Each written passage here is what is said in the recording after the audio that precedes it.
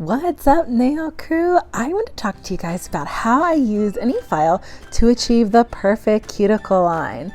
Now, you also can use an Ergo Bonafide Beauty hand file or just a regular 100-180 grit file, but I have to be honest, every time I do those, I end up cutting myself. I don't know why, but for some reason I am so much better with an e-file. I use this really fine bit that came with my original e-file and my Melody Susie drill, but I upgraded to a nicer one, and I will link both of those in the description box in my video here.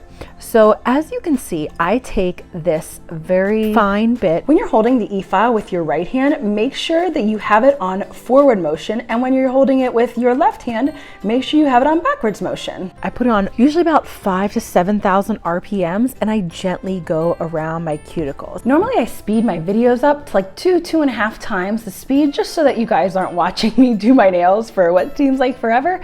But this one I only kept it at 1.5 speed, so everyone can really get a good idea of what it looks like to e-file your cuticles. But here you can start to see, now I'm gonna switch to my other hand, and I'm gonna show you how I do both hands. I really wanted to make sure that I was showing everybody as much as possible on how I go around my cuticle. You can see I started on the side of my hand, and right here, when I was using my left hand, I'm right-handed. When I was using my left hand to go around, I'm not as gentle with it. I try really hard, but I had a little bit of liquid stuck on my thumb, so I had to press it in. But I do it very, very gently.